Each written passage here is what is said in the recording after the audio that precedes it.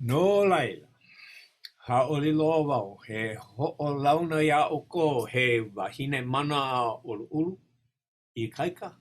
A ano kaulana no hoi. Oe hoi o Heolimeleikalani Osorio. He nui na hana o ua wahine manala. He polopeka hope o ia ma ka hui kalaiaina o na po'e mauli. He haku mele. He mea mele. He kumu ma ke pu'u honua pu'u hulu hulu kula nui. He wahine hoe wa. He mea wa'a ma ka wa'a kaulana I kapa ia hoku lea. He ai o Mauna Kea. He wahine no kana wahine. Pelaku. Aka. O he keia mau hana ke kumu no ka haawiana I keia awakea. No ka mea, ua kakao oia I ka puke e pai ia e ka hale pai puke o ke kulanui o Minnesota. O remembering our intimacies, Moʻolelo, Aloha ʻāina, and ʻea ka po. So, I'm very happy to introduce a pleasant, strong, and kind of well-known, powerful woman, Heolimeleikalani Osorio. This formidable wahine is many things: an assistant professor of Indigenous politics, a poet, a singer, a kumu at Pu'uhonua o Pu'uholuholu University, a paddler, a crew member of Hokulea, a protector of Mauna Kea, a wahine for her wahine, etc. But all these facets are not the reason for her presentation today, because she has written a book just published by University of Minnesota Press entitled Remembering Our Intimacies, Mo'olelo, Aloha ʻāina, and ʻea. Heoli will tell you about what is in the book, so I don't need to offer a preview. What I will say, however, is that it is a remarkable mixture of theory, poetry, testimony, autobiography, lexicography, astute and sharp textual criticism, beauty, strength, and aloha ʻāina. And when I think about how the book adheres, blends, and weaves, I think of pilina, of upena, of ohana, and again, of aloha. Hoia wale no o a ka a ole e pau, e ne e Heolimeleikalani Osorio. Oh, mahalo, Craig. You know, I was all ready to give this presentation, and then you gave such a great introduction that now I feel really flustered and a little crazy. So I think I'm going to break the #1 rule in book talks, and I'm going to open with a reading of something that's not even in the book, but it's relevant, I promise. So when you get the book, if you get the book, you'll see that the book was dedicated to 3 really wonderful, powerful and important wahine in my life. My great-grandmother, Eliza Lealoha Kamakuiwo'ole, our great and beloved auntie and departed kumu Terasia Te Aiwa, and our great and departed auntie and kumu Haunanike Trask. And in many ways, the book is really dedicated to all the wahine who lead us, hold us, and love us, and dream better futures for us. And so that means this book is also just for all the aunties. And so I wanted to read this poem that was written for a particular auntie who's not technically in the dedication of the book, but who certainly informed so much of the book that hopefully you folks will read before we get too into things. This poem is entitled For All the Aunties, but especially Maxine Kahaulelio. Auntie says she climbed a 90-foot cliff in the dark, traced the scars of a long forgotten waterfall, cried as she felt the green disappearing under her fingertips, and I learned that aloha is courage steeped in mourning. Auntie says this arrest bond is the most important paper I own. She holds it out like a certificate of her lineage, and I learned to be born Kanaka means to take pride in the fight, means to understand the polity of our bodies. Auntie says malama ko kino, says don't take no shit from nobody, not even our own men. And I learned that there are so many violences that will come for me, too many to count, too many to turn to metaphor, too violating to write into this poem. Auntie says she sees hope in me, and I watch her overflow. Says she dreamed of this day, and I learn that genealogy is a promise to take your place amongst your greatest heroes in this mo'olelo. Auntie says, I love you. And I stand in her shadow, expanding. And every fear in me evaporates. Every doubt casts itself aside. Every whisper that does me no service is carried away. And I become everything she dreamed I could be. I become a mo'opuna. I become a mauna. My mo'opuna will stand in the malu of. Okay.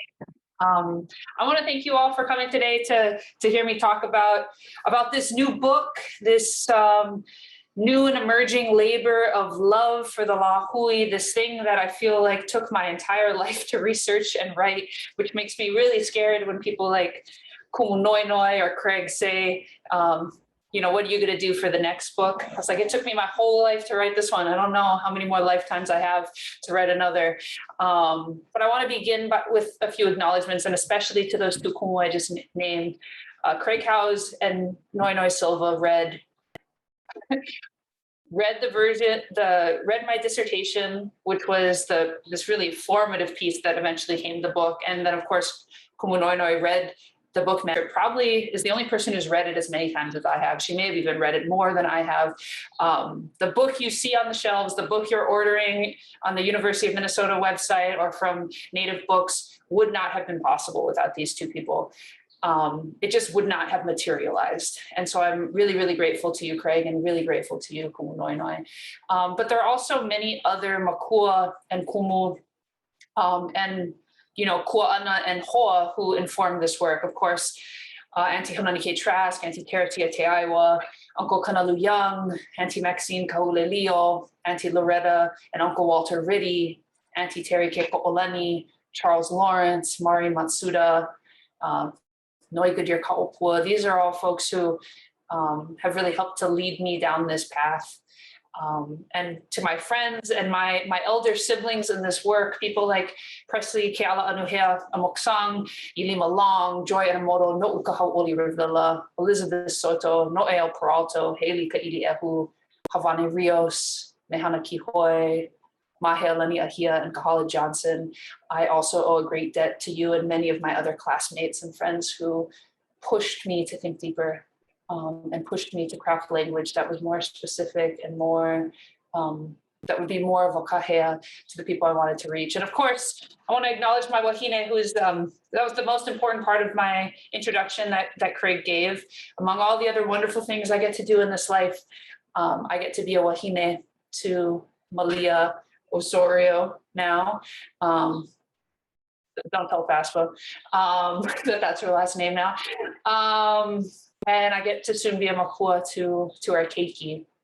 And it's a real blessing to send this book off into the world beyond where I can protect it, beyond where I can control it. And it feels like a real last minute lesson in the beauties of parenthood and what it will mean to raise a child into this scary and wonderful world. So with all that, I'm gonna do a short reading from the prologue of my book. The mo'olelo that the book begins with takes us back to Hawaii Island, back to the ʻāina of my kupuna and the ʻāina of my father, our ʻāina Kulaiwi, and it really sets the tone for at least why this project matters to me. And then I'll talk a little bit about what I try to do in the book. I make no promises. You can buy the book and tell me if I succeeded. Yeah, we'll walk through a little bit of what the book's trying to do and hoping to do and the dreams it is dreaming. And then hopefully there'll be some time for questions. Am I sharing my screen? I think I am. No? Yeah? Yeah, I am. Okay. November 1959, Kilauea. When my father was 8 years old, he took a trip with his older brother, Tom, and their paternal grandparents to witness the eruption at Kilauea. The four Osorio Kane piled into the car with my great-grandmother, Eliza, Lealoha Kamakwiva Ole, and made the long drive from Hilo into Volcano. As they were driving, they could see Kilauea spitting her magma up into the atmosphere. At its highest, it soared up more than 1,100 feet.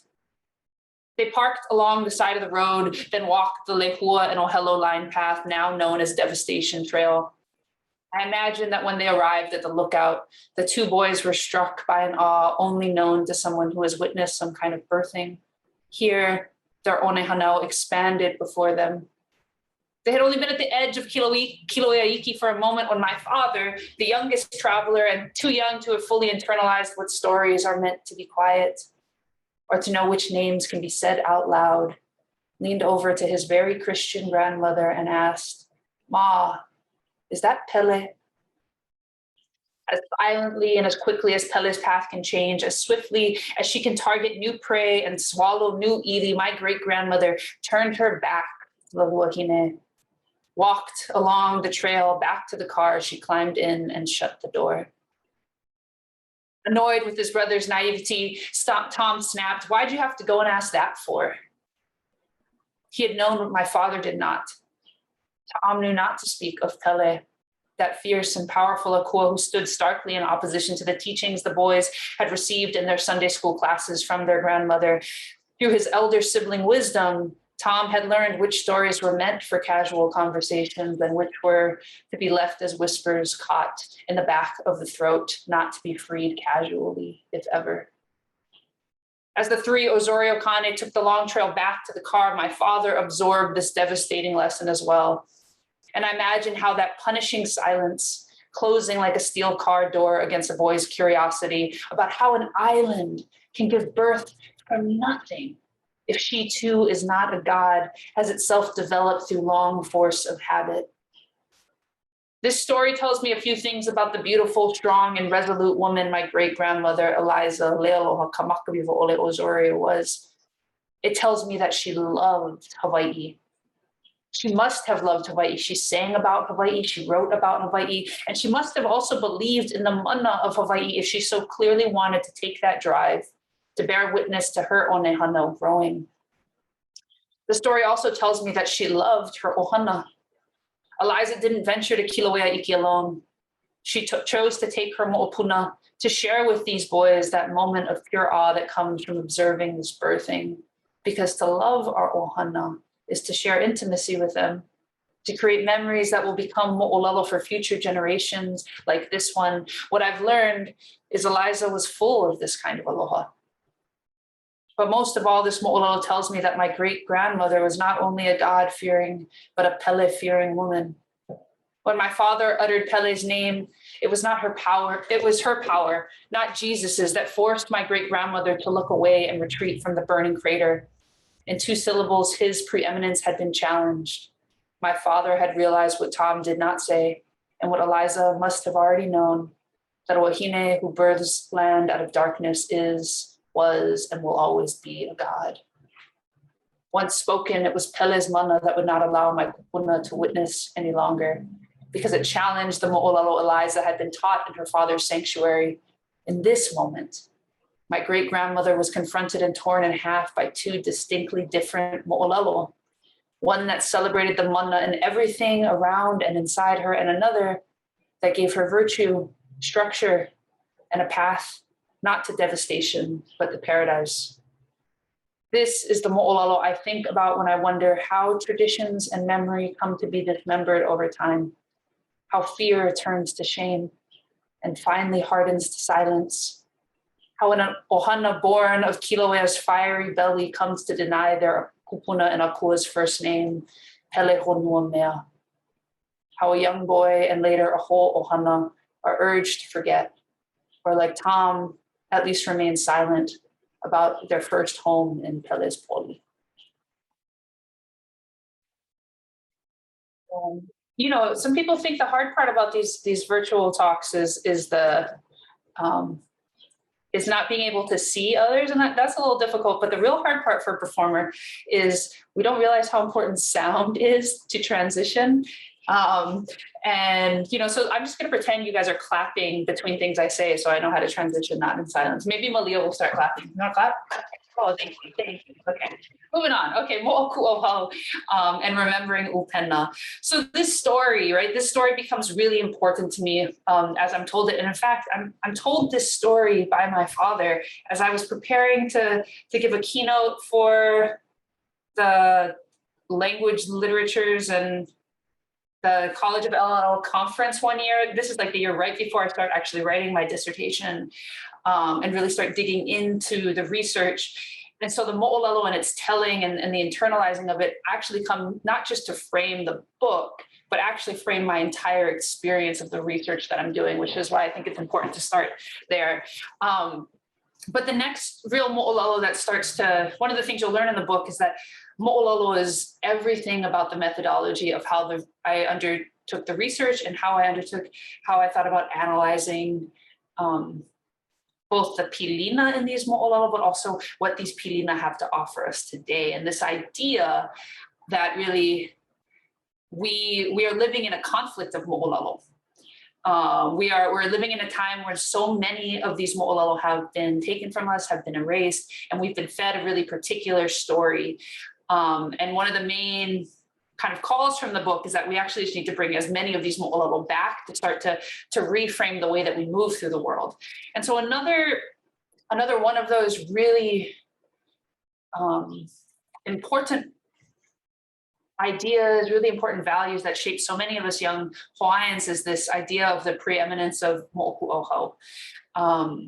And of course, I believe that mo'oku'ohau, like many of the scholars who came before me, I think it's one of the most important ways we frame just the way we move through the world, right? And someone who's written about this really wonderfully and impactfully is, of course, Ku'unoinoi Silva, who talks about that mo'oku'ohau consciousness that Hawaiian scholars and Hawaiian people are kind of navigating in the work that we do. But I had a really particular experience growing up as a young Hawaiian in a Hawaiian language immersion school where we were lucky enough to be taught about the importance of mo'oku'ohau, but still that mo'oku'ohau was reduced into what I would call kind of a nuclear family, a heteropatriarchal understanding of the family unit, right? This worksheet of one man and one woman come together and they have a child. And there were so many things left out of that story. And as I came back to my mo'oku'ohau to research and write this particular mo'olelo, I thought about the work of scholars call to read against the grain of the archive, right? And I thought about the need to read into the margins of our mo'oku'ohau, to call out to those who have been erased. And this became a bigger call to think about intimacy differently. How can we think about the imposition of the nuclear family, not just as something that transformed, the kind of households we lived in, the kinds of ways that we engaged in capitalism and engaged in the nation state, but also just on a really intimate level, changed the way we saw ourselves in relation to each other. And so we zoom out a bit in the book and we start to talk about this upena as a metaphor, right? The fishnet of pilina, kind of building from the work of folks like Haunani K. Trask, who wove fine baskets of resilience, or Imai Kalani who spoke of the need to make rope for unborn generations, into a kind of expansive way of thinking about, our relationships aren't just these individual experiences mediated between two people at a time, but really have an expansive way of presenting themselves. And it really calls us to see our relationship from the perspective of the kuleana we have for each other, right? The responsibilities and privileges we have to each other, the way we must be accountable, but also how that expounds the possibility of pleasure in our lives. If we think beyond kind of, what is the word I'm thinking of?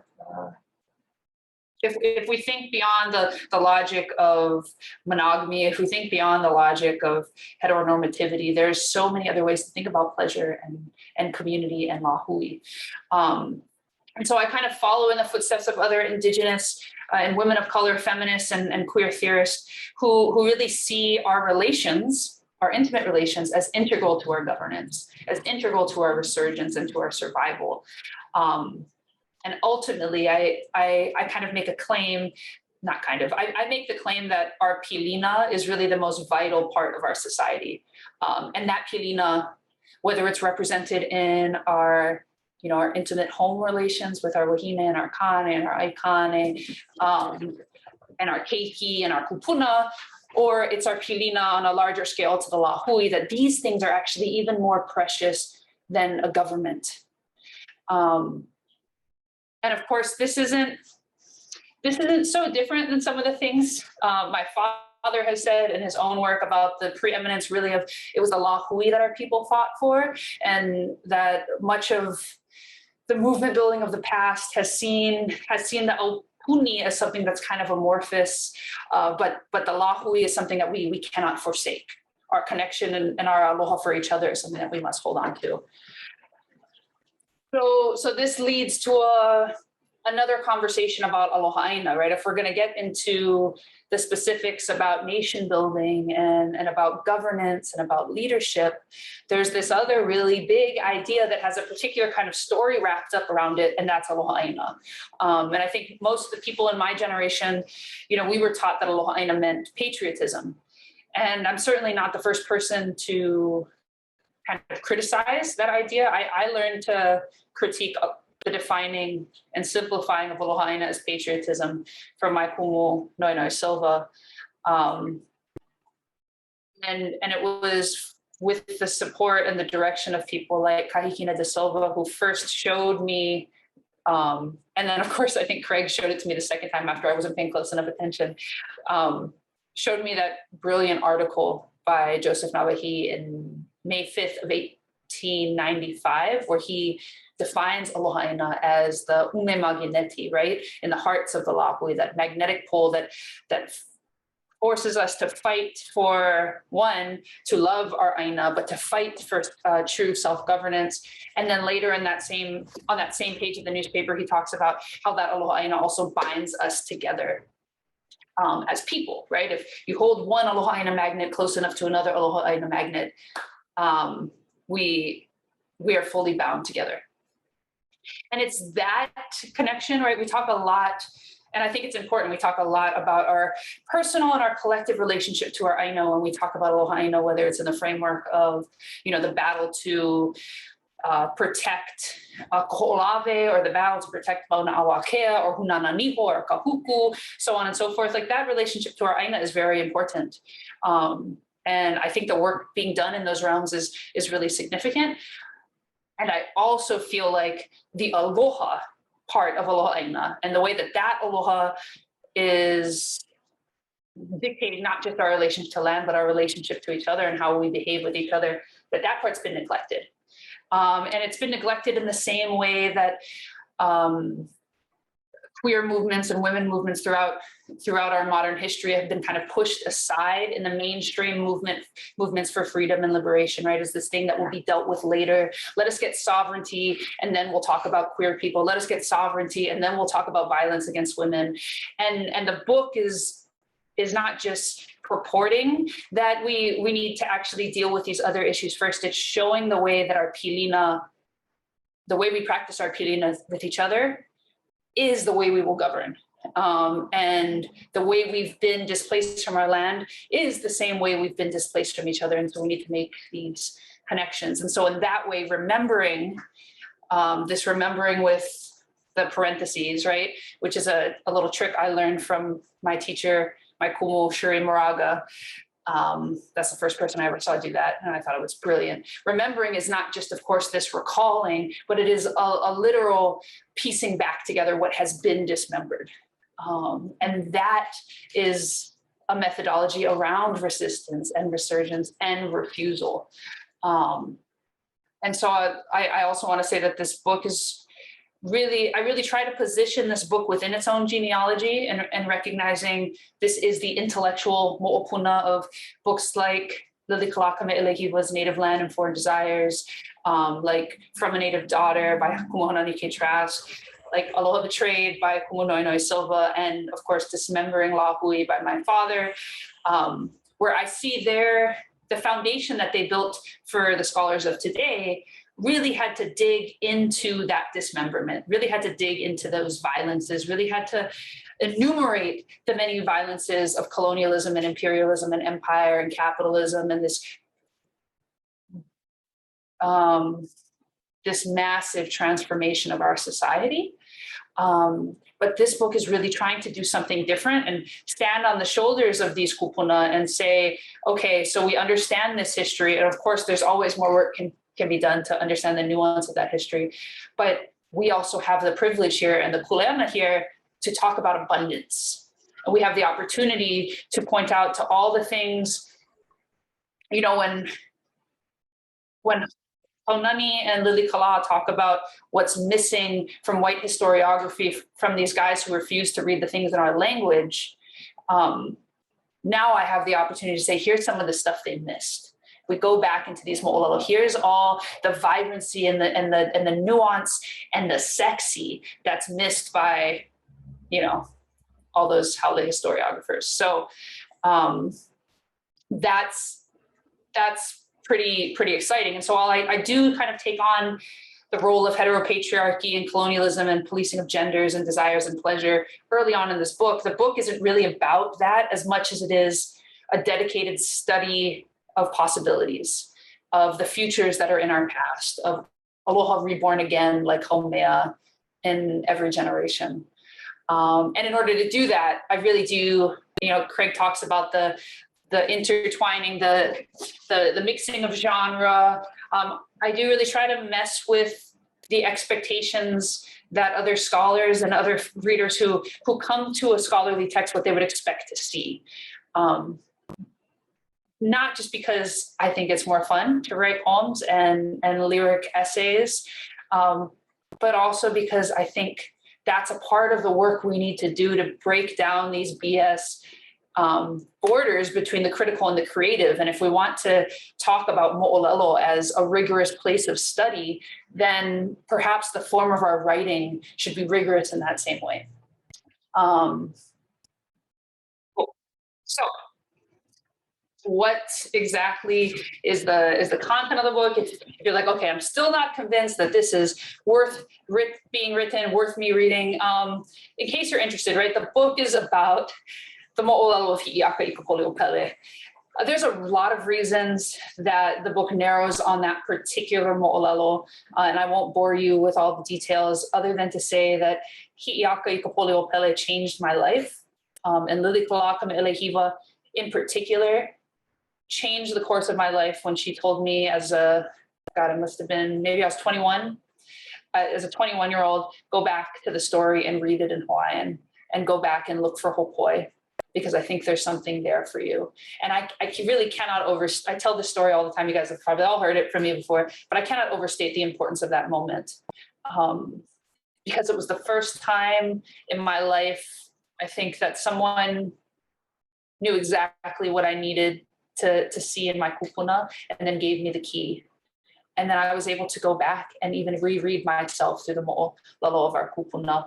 So we begin with this idea of aloha ʻāina across space and time, and then I narrow it down to a particular archive. So for those of you who, of course, we learned from the brilliant Ku'aloha Ho'omanawanui that there are upwards of 13 published versions of I might have that number wrong, Hi'iaka Ikapoleo Pele throughout the Hawaiian language newspapers.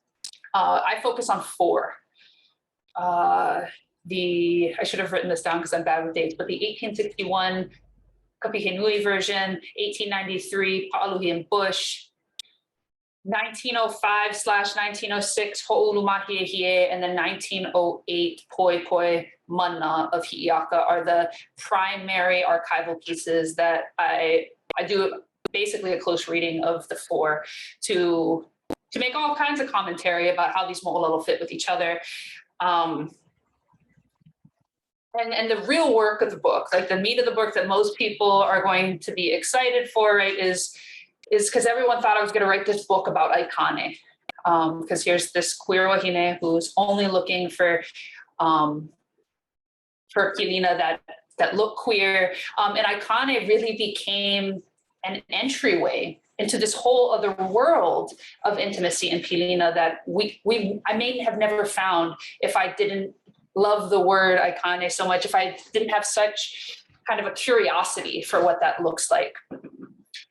So in chapter 3 of the book, we start with ʻAikane, and then we learn about all these different other pilina. We learn about kane and wahine and how they're not the same thing as husband and wife, no matter how many people will try to tell you that kane means husband and wahine means wife. We learn about kaikuana and kaikaina and how those terms, elder and younger sibling, aren't just devoted to those we may think of as siblings, but also of anyone in your generation, in your ohana. We learn about makua and kupuna and mo'opuna and how, of course, these terms have been reformed to fit into the nuclear family, right? These new introduced words like anake and anakala, auntie and uncle, that never existed in the time of our kupuna like hi'iaka and pele. And how all of that is really about a re-expanding of our worlds, returning to these pilina, right? Returning to po'olua and kaikoeke and punalua is really about that re-expansion of what has been reduced. And then, of course, in that re-expansion, hopefully we learn about a new and invigorating practice of reciprocity, and how that will both expand our world. I'm doing a lot of this. It expands our worlds horizontally, but it also, this is something that one of my students pointed out to me the other day, it's also an expanding of our worlds vertically, right? It's an understanding that we really fit into a larger genealogy. And of course, wouldn't that have an impact on the way that we live our lives and the way that we think about our kuleana to ʻāina and each other? So that part's really exciting about this book. And I really think about chapter 3 as this place for all of us who never really felt like we fit into the nuclear family, never really felt like we fit into that expectation of the virtuous way to relate to other human beings, really as a place to find our mirrors of ourselves, right? And to learn about the way that hi'iaka navigates having multiple ʻaikane and having a kane and her kuleana to her kaikuaʻana, her elder sister, who is also her ali'i, right? So all of these things get reframed not as identities, not as sexualities, but as relationships, and how that's going to shift the way we move in the world. Chapter 4 is fun. I'm trying not to tell you guys everything that happens, but chapter 4 is the chapter you want to read if you want to expand your vision for offering pleasure to the people around you in the world. Because what chapter 4 is really about is taking aloha and putting it back in ʻāina, and paying really close attention to the way that our kupuna learned how to love each other and please each other from ʻāina. A great example of this is, anytime anyone makes love in this story, what we hear about are their ʻāina, right? We hear, "Ua ike olohia i poi kanani o puna, ua honi i ke alo ka hinano, ua mukiki ka waile hua o puna, ua lei ia hoaka lei, ua inu i ka wai koʻolihilihi, ua ka anini au i ka vili vai, ua eha i ka eha lima ole a ke aloha, aloha wale puna, ʻāina paia ala i ka hala." So this idea that it is, of course, he is sleeping with, I don't know if this phrase is actually from when he's sleeping with hi'iaka or pele, because they're actually identical in this version of the story, which I think is interesting. And I talk about in the book if you want to read it. But we don't hear about them. We hear about their ʻāina. We hear about their ʻāina meeting each other. And so it makes for an important conversation about how if we want to be in better relations with each other, then we need to reconnect to our ʻāina. And we need ʻāina to be healthy and give ʻāina agency back. And we need to understand consent with ʻāina if we want to understand consent between each other, if we want to understand pleasure between each other. And so, of course, that larger argument of, oh, this stuff was all happening at the same time. These violences against our interpersonal relationships and these violences against our relationships to our ʻāina are deeply connected. And so our healing from them will also need to be connected. I'm going to run out of time for questions if I don't move kind of quickly. I want to tell you that this idea that all aloha goes through land, all aloha goes through ʻāina, the book was going to kind of end there. Originally there was one other chapter that talked about, okay, well, what does this look like today for so many of us? This is chapter 5, kama ʻāina in a time of removal. So many of us who've been removed from our ʻāina kuleʻiwi, like, how do we practice those relationships in ethical ways so that we can be better lovers, so that we can be better partners, so that we can be better children and parents and kupuna. And that was going to be it. It was going to be done. But this idea that all aloha goes through ʻāina, all aloha is transformed through ʻāina, that was really put to the test. And around the time when I was putting together my final manuscript, this was early summer 2019, and a lot of us know what happened at that time. You know, we were called to the mauna, and many of us kind of set aside our jobs and set aside our other kuleana, and we went there and we pitched tents, and we created a kitchen, and we created a sanitation. We created, I shouldn't say there were people who created schools. There were people who engaged in protocol. There were frontline engagements with the police. And so Mauna Kea became the perfect example of, oh, this is exactly what it looks like right now in this moment for ʻāina and our relationship to ʻāina, to hold our relationships to each other. I think about Mauna Kea as that apu, that I'm so bad at English and Hawaiian at the same time. That apu, that's going to hold my love for you. This idea that we were standing there with wahine and kane and mahu, who we barely knew, but were destined to love. One of my good friends reminds us, like, what's the most common thing you heard in the first couple of weeks on the mauna? It was, I love you, spoken to perfect strangers. And that, I believe, I make this argument in the piece using a multitude of, different analysis. That is the power of the ʻāina and aloha ʻāina, in that it will carry us to care for each other differently if we come to that ʻāina as we should, right? As Puake says, sacred mauna, sacred conduct, that kapu aloha is being the best version of yourself. Aloha ʻāina is showing us how to reflect that back to the community around us. So, chapter 6, the final chapter in the book, really tries to bring this moʻolelo, this larger moʻolelo I'm studying, to the engagement on Mauna Kea. And that chapter was written on the Mauna. It was written in our leaky tent in the rain on my computer that I was really hoping wouldn't crash. It was written between 2 a.m., false alarms that the police were coming. It was written between teaching nonviolent direct action workshops with the wahine who later became my partner.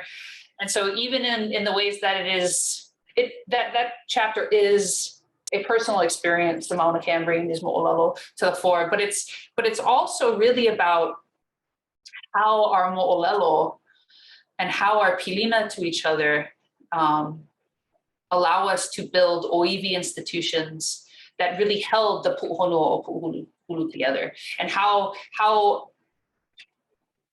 a more studied lahui in our moʻolelo and a more studied lahui in our values and in our practices and in a lot of the things that we were learning at Puʻuhuluhulu University or on the Alahulu Kupuna, how that allowed us to challenge settler jurisdiction, how it allowed us and our allies to not just think about alternatives to the nation state and those models of governance, but actually how to live and practice them.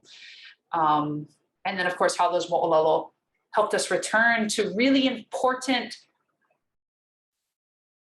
philosophies, values such as kapu and kana Hawaii, in ways that circumnavigate state jurisdiction, even when the state insists on continuing to grossly appropriate those terms. So a big part of chapter 6 is saying, can we take a closer look at what kapu really means? And let's look at Pele and Hi'iaka Mo'olelo and some of the chants from the Alahulu Kupuna to really dig into what kapu means and to really dig into what kana Hawaii means and really understand that kana Hawaii is not the same thing as a statute, and that these things have a longer history. And when we return to kapu and kana Hawaii in a meaningful way through an internalized study of our mo'olelo, then we create these abolitionist futures that we're theorizing about, that we're talking about. And so ultimately, I really hope that the last chapter is saying that it really is our mo'olelo and our aloha for each other that provide us with everything we need to be victorious, to keep and also to be kanaka maoli, that these mo'olelo are integral to that. And it's also integral to how we keep each other safe. And that it is this pilina that is going to tell us who has the kuleana to govern. It's this pilina that will help us govern in ways that are pono. And it's pilina that requires us to always be attentive to our shifting kuleana. So ultimately, then it's this pilina we have to cherish. It's the pilina we have to protect and not forsake each other in this work.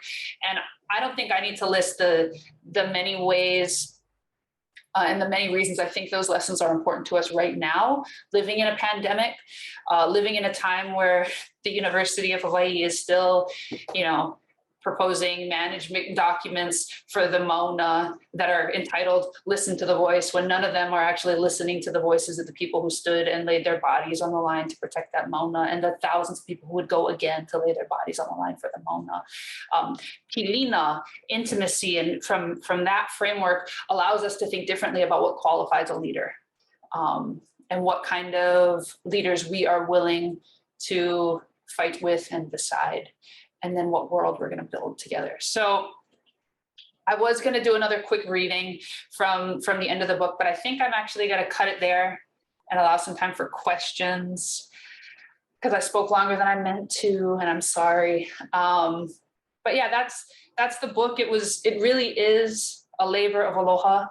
And it really was written for our people, for all of our people, whether they grew up in Hawaii or abroad, for all the people who were called back to the Mauna or feel like the story they've been told about our people just doesn't sit quite right, and are looking for other mirrors to see themselves fully embraced by their lahui. So I hope the folks who need this book find this book.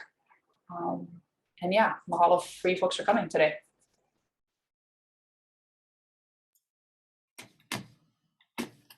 Mahalo yaoi.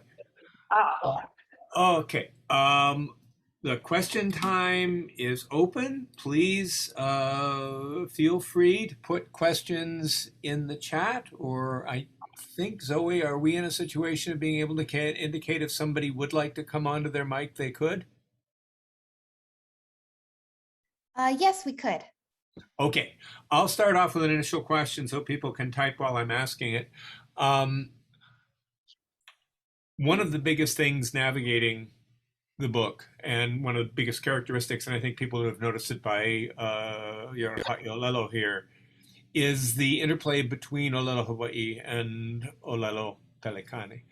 One of the things you do quite strikingly is refuse to provide corresponding translations for the Hawaiian in a book being published by University of Minnesota Press. So could you spend a couple of minutes talking about how language operates within this mo'olelo?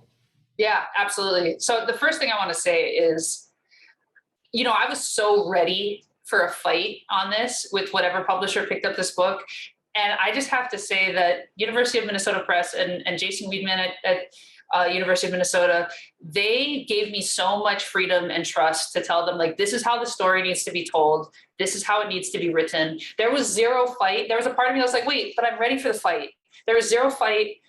And that feels really, really good to have found a publisher who trusted the oiwi in me to tell the story in the way that it needs to be told. So I'm just going to throw that out there for oiwi people who are looking for publishers who aren't going to tell you there's too much mo'olelo in your manuscript. It became a really good home for this text.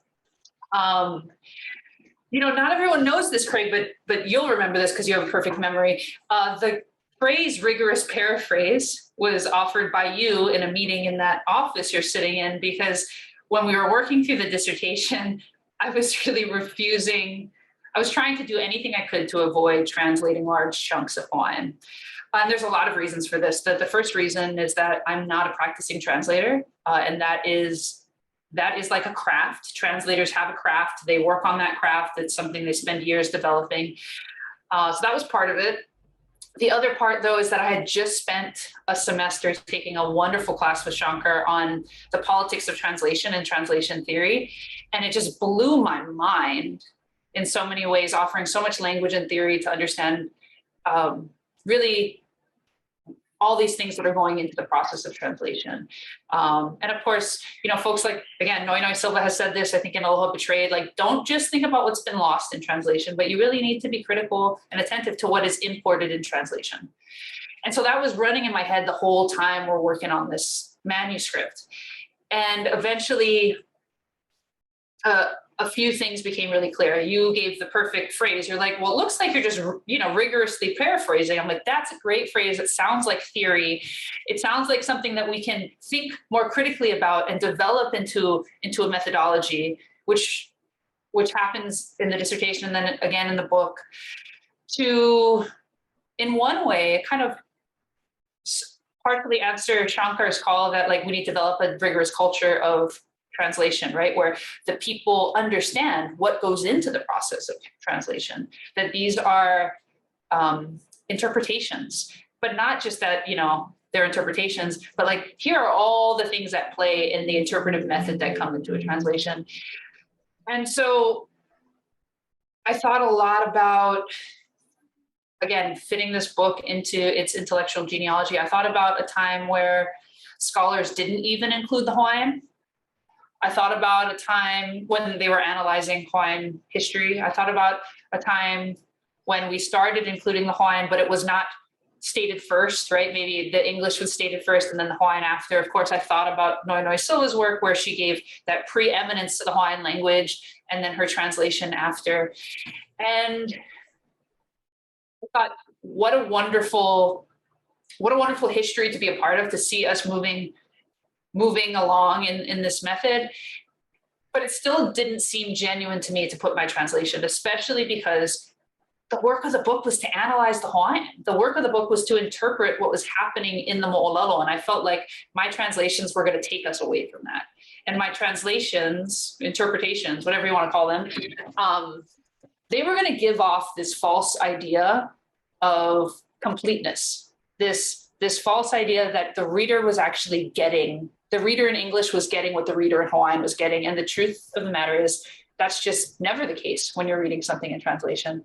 And so I wanted that haunting absence kind of feeling. I wanted, and people say this, they read it, they're like, I feel like I'm missing something.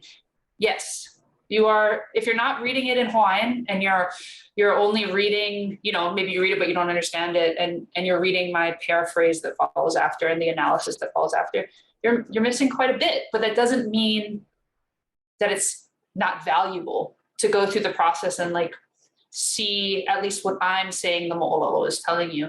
And I never wanted to do anything that would purport to the reader that I had the final say in what the Hawaiian was saying. And to me, the translation, kind of doing these block translations, were going to give off that false confidence. I wanted a bit of insecurity. Because ultimately, I think not only do we all benefit from reading these things in Hawaiian and really giving time to our study of Mo'olelo, just like as an individual practice, but I think as a lahui, the more of us who read them in Hawaiian, the more rigorous our conversation can be. And so that's what I kind of tried to achieve in the refusal to translate. Okay.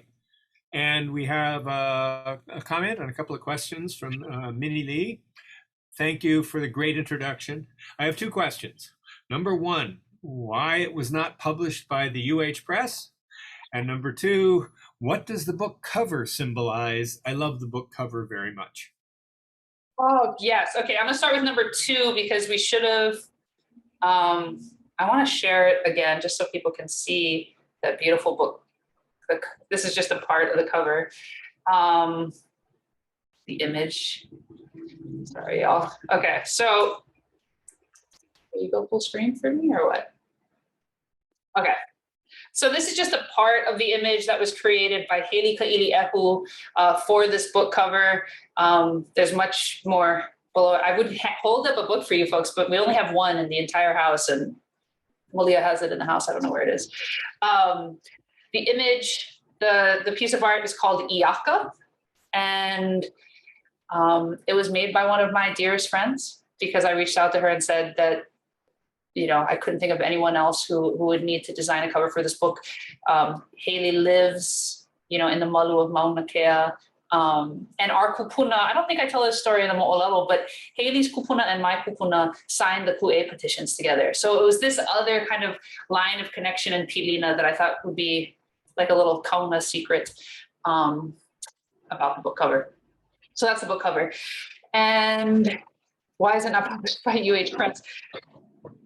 I don't know. I originally took the book to Duke because, as you guys notice, I talk about a lot about Kumunoinoi. She's one of my greatest mentors, and Duke published her books, and I've always loved books by Duke. And they thought there was too much mo'olelo in it. I was like, that's okay. So it's not the right book for you. That's cool. And then Minnesota was suggested, and I like a lot of the books that Minnesota does, and so I took it to them. Yeah, I will say it wasn't just about like by chance it ended up where it ended up.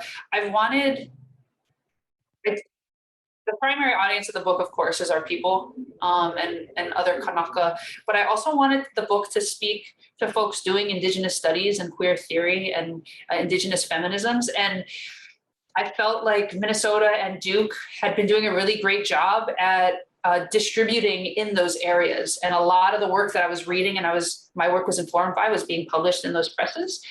And I think the University of Hawaii Press is wonderful.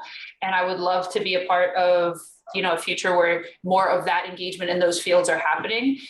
But it wasn't happening in the way that I was seeing it in other places. And so that's why I went with Minnesota. And that is a perfect transition over into the next question. Miwe, mahalo for sharing this wonderful work with us. I am a two-spirit person from Turtle Island, and I wanted to ask if you have any advice for other queer Indigenous people trying to do similar work, reclaiming our places among our ancestors, our stories, and our language. Thank you. Mahalo for that question, and welcome, and thanks for being here. Do you have any advice? The biggest advice, if you speak your language, if there's access to materials in your language, I would say the first thing is read as many things as you can that are written in your own language. Stories, songs, speeches, laws even, that are written in our own language. They're all going to inform the way that we can interpret the time of our kupuna, of our elders and our ancestors. So that's the kind of like pragmatic advice. The probably more important advice is to develop a strong support system and community of fellow Indigenous, queer, two-spirit, trans folks who are doing similar work, because we all know that the academy is incredibly violent in a lot of ways, psychologically, emotionally, and spiritually. But those kinds of violences are, of course, compounded upon those of us who are wahine or femme identified or queer identified, and we need our people. We need our community to help keep us safe. We need our community to help us heal as we're doing this work, because even in a book like this, where I really do feel like I got to sit back and just celebrate the beauty of my kupuna, there was still so much longing and grief there that it took me until I was, in my mid-20s to know these stories in this way. So there was a mourning process. There still is a mourning and a grieving process. And I don't believe any of us are meant to mourn and grieve alone. So I would say that's a real big piece of advice that helped me survive this process and really thrive and come to be in this process. And trust your gut. Our bodies are also archives, right? So where we feel absence, where we feel erasure, where we feel violence, there is a knowledge to, right, that like felt knowledge, that felt intelligence. And so we should, if it feels safe to, we should investigate that, and we should feel like we have the authority and the kuleana to include that in our work. So yeah, that's what I would say.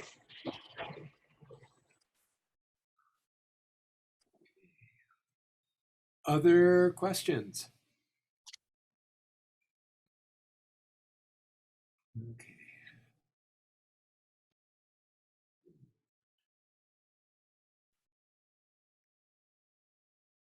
What are you working on now? What am I working on now? That's a great question. That's a question that I really hated all the way up until maybe like a month ago when I finally figured out what I'm working on now. The main thing I'm working on now is supporting my partner through the last 3 weeks of this pregnancy and preparing to be parents. I'm working on being the best humo I can possibly be during a pandemic and online. But I'm also really excited to say that I've committed to myself finally, by putting these words to the page, that I hope next year that I will have funding to work on a project to study and research the history of policing in Hawaii. And maybe also prisons, but that seems really big to do both. So probably just policing. Really inspired and informed by the amazing work by Black and Indigenous women of color who have really dug into the kind of genealogy of modern policing in the United States as a foundation for an abolitionist study and theory and organizing movement. And I know that that work hasn't been done in the archives in Hawaii yet, or at least hasn't been presented to us in Hawaii yet. And I think there's some dissonance there for our people, because while there's a connection between the violence of policing in the United States, and there's certainly a connection to how that presents itself in Hawaii, there are differences in those stories that make it hard for a lot of our people to find resonance in that history and that mo'olelo. So what I would really like to do is trace kind of the beginning policing institutions in Hawaii. Where do they pop up? How does I forget what the name of this group is, the Citizens Guard, this group that was propped up specifically to police Hawaiians who were fighting against the overthrow and the annexation. How does that lead into what later becomes the Honolulu Police Department? So what is the relationship between overthrow, annexation, occupation, and modern policing? So that we in Hawaii, we can have a more honest and meaningful conversation about abolition and how we keep each other safe into the future. So that's the work I hope to do. It'll probably take another 10 years, but I'm actually really excited to do it because it's this one place where I think my particular research skills and ability in Hawaiian language and my political commitments align really importantly. So I hope to do that work. Okay, Cindy Franklin thanks you for a wonderful talk, but also asks, can you say more about the extent to which your vision for remembering intimacies is not only about looking back, but also about drawing on QOC theorists, activists, writers? How do these different formulations of intimacies work together? Yeah, thank you, Cindy. That's a great question. In one way, this work and my approach has always been to kind of follow that great lesson of Lili'kalakame'elehiwa, to remember, right? The future is in the past. And so any kind of remembering of the past is a projecting into the future, is an imagining, is a creative force for, I hate the word manifesting because it's been so appropriate, like, I don't know, whatever, but manifesting this world that we need for us to survive. And so I think about other, in particular, Black and Indigenous scholars, Angela Davis, Audre Lorde, Chicano scholars like Cherie Moraga, Leanne Simpson, who have all in their own ways, in the way I interpret their work, engaged with this idea of abolition, whether they consider themselves abolition or not, in terms of creating the institutions, creating the communities we need for our future, right? This idea that we really do need to follow queer, trans, Black, and Indigenous, wahine, mahu, two-spirit people in the work that they're doing for the future, because they are the ones who are leading us to the only place that will be not just livable, but worthy of our celebration, worthy of our reverence. And so I really hope that my work is in conversation with them, because those are all giants in my mind. And they're the ones who first taught me that not just that the personal is political, but that the intimate, right? Whether that's the erotic or the sensual, but all these other kinds of intimacies, that's always going to be the work. That if we can't really think about re-indigenizing that space, then I don't know what the heck we're doing out here talking about countries and things like that. It feels like there's a conspiracy of Polina running through the questions. Here comes Bianca Saki. You talked a lot about expectations. As your father's progeny, Auntie Maxine's dream, and to write the book on ʻAikane, can you talk about how that posture and how that tensed against academic or other institutional conventions, how they lead you outside of academia? Oh, this is a question that needs more thinking than on the spot can offer. I will say,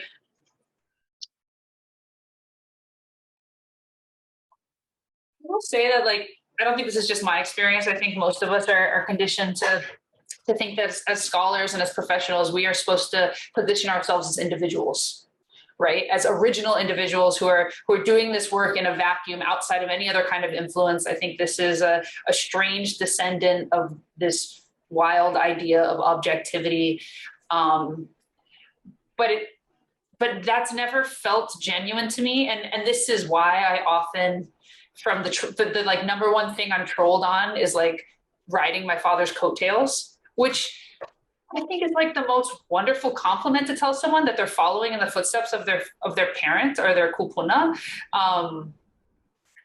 But I think this pushes up against this kind of expectation of the academy and of the professional that we're supposed to do something all on our own. I don't think my kupuna ever did anything all on their own. I don't think any one of us has ever stood by ourselves in a time of transformation, of struggle, or of triumph.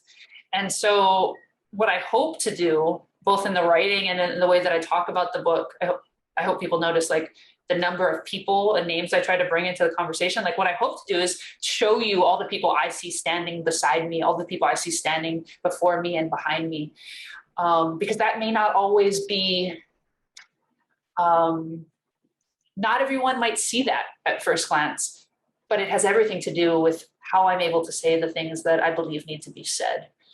And, you know, if academia doesn't like that, then I can go do something else. Because it's more important to me to stand among my people and among my kupuna than to please these weird rules. But yeah.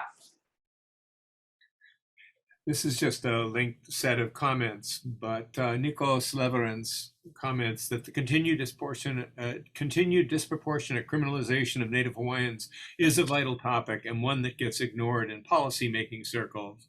Ignored insofar as there is no desire to stop using the criminal legal system, including long periods of supervision to dispossess and harm this land's indigenous across generations. Comment, not necessarily a question, but we'd comment on it, and that would probably bring us to the close for today. Yeah, I think I get really nervous to talk in front of a lot of people about abolition because I am so new to the study and the work. I think of myself as like an abolition baby, an infant even. But I think the last thing I want to say in not so much response to that comment, but inspired by that comment is I would really love people to take a closer look at what was achieved on the Mauna and to, at the very least, consider that as an abolitionist movement and an abolitionist space. Insofar as abolitionists are always calling us to pay attention to the way that the state cannot keep us safe, actually doesn't have a desire to keep us safe, and that what we need to do is not just abolish the police, but abolish the police and create institutions that will keep us safe.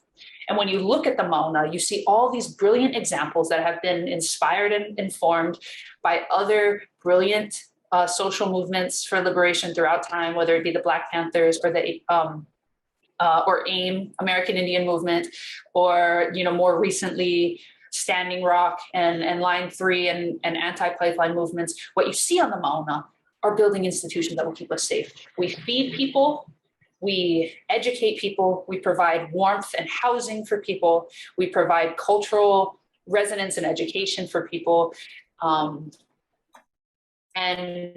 and we provided a sense of safety and security with our own skills in a way that aligned with our values. And that is not to say what happened on the Mauna was perfect. It is not to say what happened in those spaces were without critique, or that people aren't still really trying to heal from some of the heavy burden of carrying that weight. But it is to say that if you look to the movement to protect Mauna Kea, in particular, the most recent iteration at the Pu'uhonua o Pu'uhuluhulu, and you look at it with reverence, imagine the world we could live in if we built more of those institutions in our own communities across the ʻāina. Imagine whether or not you think we'd need things like the modern police state and the militarized police state that we live under the tyranny of now. So I'll leave it at that. Yeah. Okay, and I just finish up by also mentioning in some ways of a follow-up of that, the Center for Biographical Research publishes the journal Biography and Interdisciplinary Quarterly. One of our recent special issues was called We Are Mauna Kea and addresses many of the things that Heole was just talking about through personal witness, through poetry, through essays from many of the people who were there. I'd also like to mention that there is a Mauna Kea pedagogy project, instructional project, which develops teaching as well too. Zoe might be able to put the link in. We are trying to set it up. We already did. Over 7,000 people downloaded We Are Mauna Kea when it first came out. It's behind a paywall for reasons that don't have anything to do with us trying to get money at the moment, but we are going to get that out again because our commitment is to make sure that everybody can download that freely forever. And we will keep you informed about that. I'd just like to add, there's the link to that there. The first couple of months it was available for free, and it's going to be available for free as soon as we can possibly navigate that again. And in the meantime, if you would like access to it right now, you can email me at biograph@hawaii.edu and I can give you a copy. There you are. Okay. And Cindy put the Mauna Kea syllabus project up as well too. So I'd like to have everybody join me in thanking Heole and Ho'omaikai for the arrival and the appearance of the book. And you've got other arrivals coming shortly, which also will deserve Ho'omaikai. So mahalo Yahweh. Thank you all for coming. Mahalo, Craig. Mahalo to everyone at the Center for Biographical Research. This was really fun. Okay. And a hui ho.